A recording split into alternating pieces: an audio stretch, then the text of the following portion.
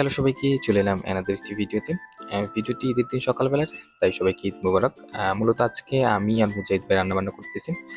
মেহেদী ছিল না, কারণ ওর কাজিনদের আসলে পিক করতে গেছেন। এই তো আমি সেমাই বানালাম আর হাতে হাতে মুজাহিদ ভাইয়ের একটু হেল্প করলাম। আর সবকিছু আগে থেকে আমাদের প্রিপেয়ার ছিল, এই জন্য আসলে আমাদের কষ্ট হয় না। ব্যাস গল্প আড্ডা মারতে মারতে আমরা আসলে রান্নাবান্নাটা করলাম। এই ঈদে মুজাহিদ ভাই আসলে তিনি তেহারি বানাচ্ছেন, আর গত রোজার ঈদে আমরা খেয়েছিলাম আসলে তার হাতে মোরগ পোলাও। উনি ভালোই রান্না বান্না করতে পারে, আর ওইটা ওনার স্পন্সারই হয়। এই তো ঈদের দিন আমরা আসলে রেডি হয়ে আসলে নামাজ পড়তে গেলাম, আর মেহেদিরও চলে আসলো, মানে নামাজের কিছুক্ষণ আগেই। নামাজে যাওয়ার আগে আসলে আমরা ছবি টবি নিলাম।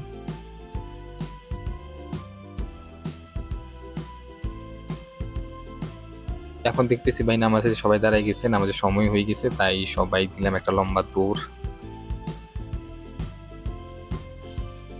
নামাজ শেষে ওরা আবার সাগর ভাইকে আনতে গেলো, কারণ উনি একটু দূরেই থাকে। এই তো আমরা সকালবেলা আসলে তেহারিটা খেলাম। খাবারটা এভারেজ বলবো আমি। দুপুরে খাওয়ার জন্য ছিল আসলে গরুর মাংস আর ডাল। এটা আসলে ক্যাপচার করা হয়নি। খাওয়া দাওয়া করে আসলে ঘুমিয়ে আমরা চলে গেলাম নেস্টের পিছে, মানে ওইখানে একটা পার্ক আছে, ওইখানে প্রচন্ড ভিড় ছিল আজকে, কারণ ঈদের দিন যেহেতু মোটামুটি দেখলাম সবাই ওইখানে আসলে আড্ডা টাড্ডা দিতে গেছে।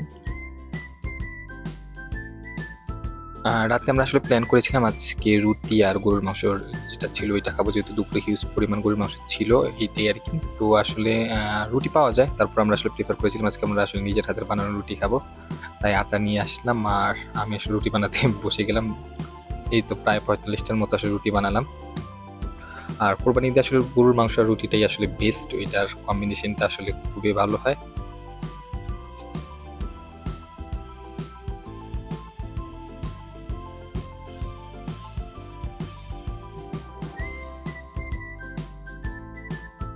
এইটা ছিল ঈদের পরের দিনের। আজকের আমাদের প্ল্যান বিরিয়ানি বানাবো, তাই নেস্টোতে গিয়ে প্রয়োজনীয় জিনিসপত্র নিয়ে আমরা ডিরেক্ট চলে গেলাম রাকিব ভাইয়ের ওইখানে।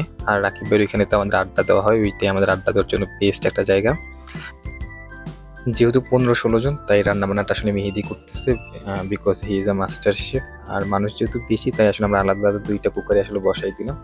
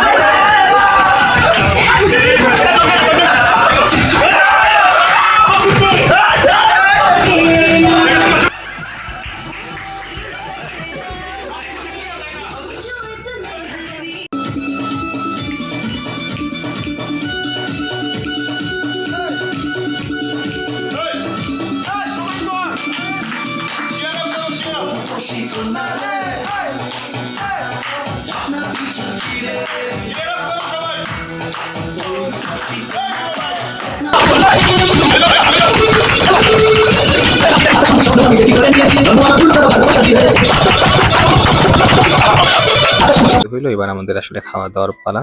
অলমোস্ট 3টা আসলে বেশি বাজে তখন। এই তো সব মিলিয়ে ভালোই ছিল। আবার হয়তো অপেক্ষা করতে হবে নেক্সট ঈদে, যদি সবাই আবার একসাথে থাকি।